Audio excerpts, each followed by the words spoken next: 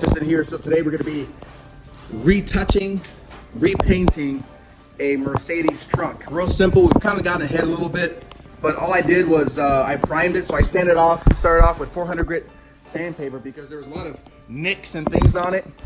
You can do 300 too, but so if you have heavy nicks like gouges, you'll do maybe 200, 300.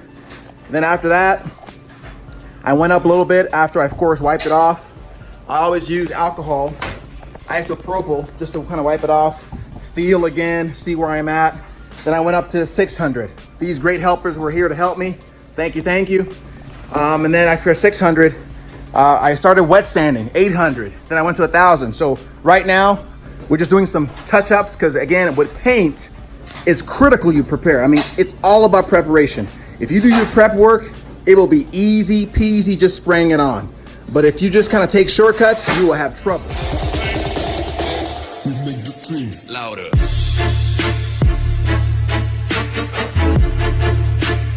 So right now we're just doing a little wet sanding and some quick areas.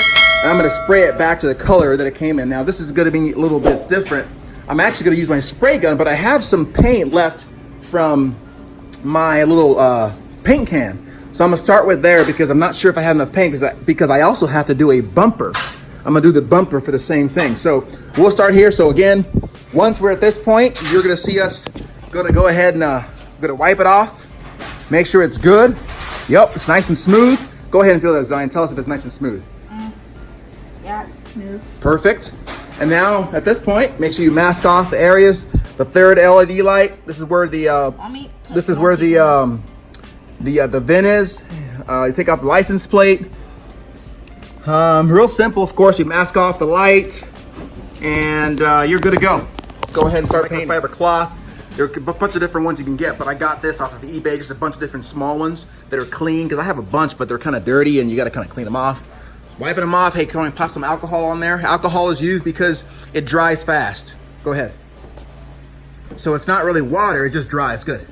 It'll just dry real fast. So trying to get all the dirt off so I can have a real and authentic, accurate indication of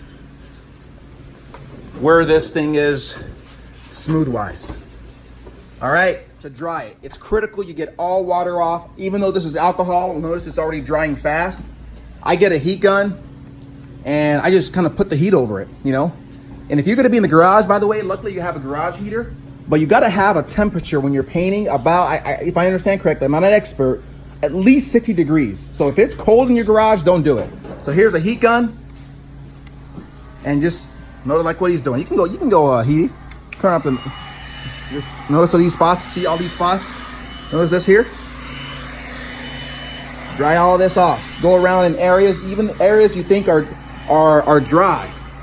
Dry them off. Over here, Zion. Just make sure you get every area. You don't want any wet spots because it will create problems for you. Like, look at this right here. Look at this area. See that? That wet spot? That would have created a problem. You don't want any of that. So instead of using my hand, I'm actually going to use a microfiber cloth, and I'm going to get them. Go underneath these areas. Now, again, it depends on how particular you want to get, but I don't worry much about these because this is the underside, but I still mask them off nonetheless. But he's gonna dry off everything. All right, next step is, like I told you, gonna be using one part of it is gonna be a spray. So you can get this from anywhere. You can order from, I think there's a place called automotivetouchup.com. I found a place that's awesome that does it. But all spray cans, they're about the same price, about 25 bucks to match the color.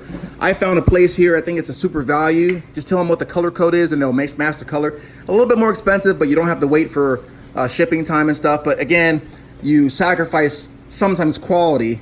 It's not as smooth. The ionization of the paint doesn't come out as thick. You probably have to do more prep work.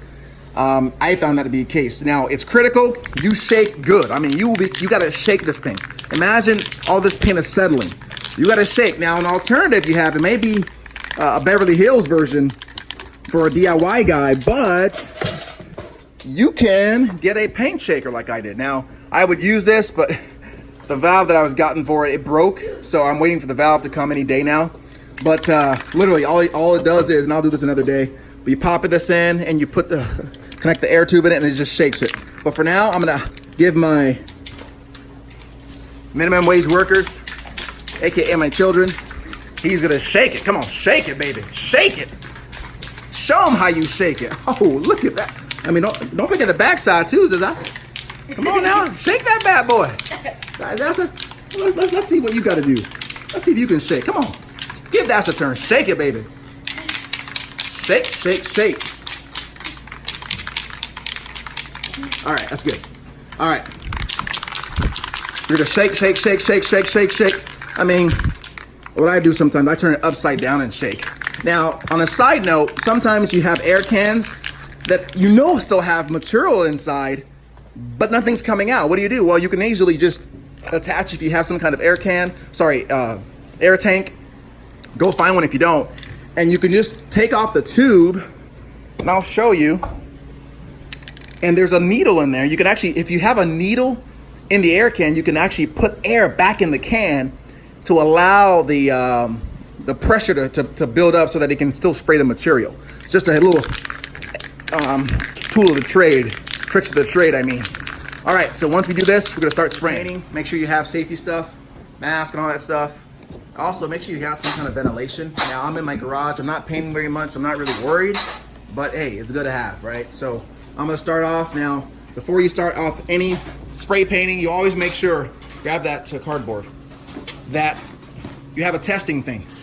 Just to make sure that's the right paint. Trust me, it'll save your life. Start off with light coats. One of the dangers of spray paint is splotches. So I normally kind of whisk down every once in a while to make sure splotches don't appear, because unlike having a real spray gun, see those splotches? I'll have to fix that later. I'll just sand it, because I'm going to sand this again anyway. I just want to get as much as I can on here so it gives me less paint to do. It just, again, condensation from this sitting over time.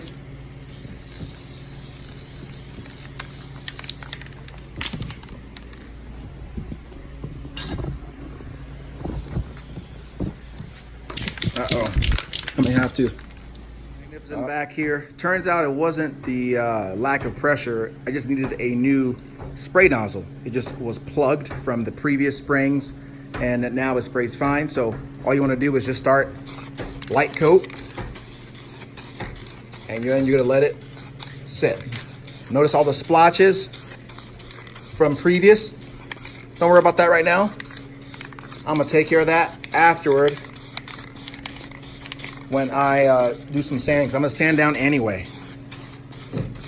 But again, make sure that you take any safety precaution you need. Open the garage a little bit, please.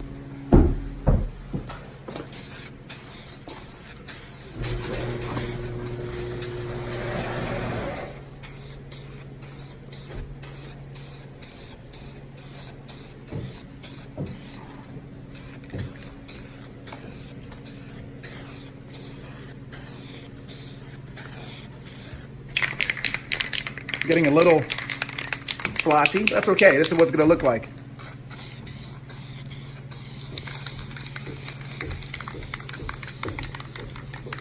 All right. Process. You can go ahead and use a heat gun. Let's get it dry. Or you can wait 10, 15 minutes.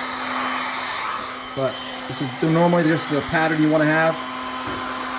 You stay about, I don't know, is that 6, 7 inches from it? You don't want to get too close or you'll burn it. But you're just trying to, again, dry the area. You're seeing the splotches, don't worry. Once I get this in good, it'll fill in. It'll be just fine. Go ahead, do that motion. There we go. Look at this expert over here. Too close, too close, too close. There we go. Well done, well done. Awesome. Keep it coming. There we go. Always use your, I just messed up. Look at that splotch. Always use your little cardboard to start off. Grab me that cardboard, please. Because again, with these, don't touch that, please. With these, you never know. You never know what junk is on them. All right?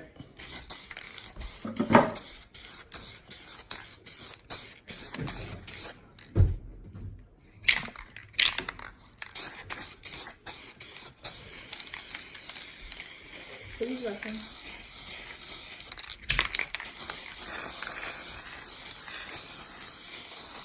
Just gonna get as much spray as I can on here because I got real paint coming with the spray gun, but might as well get this used because I'm gonna sand it anyway. And if I just sand off whatever is bad, that's fine with me. You can wait.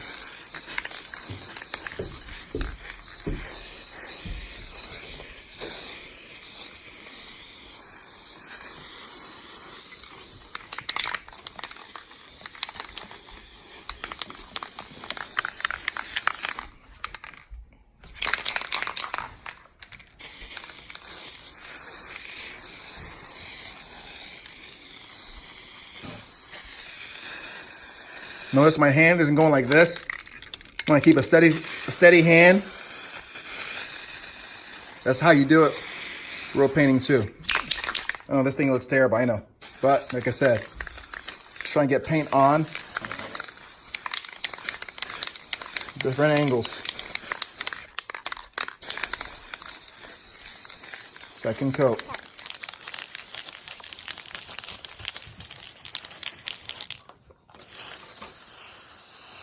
Let this dry. So my spray can in the trash.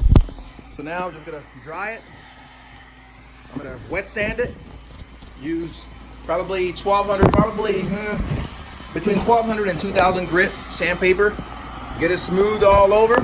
Then I'll use the real deal spray gun with the good ionization and all that stuff so it can look nice and good.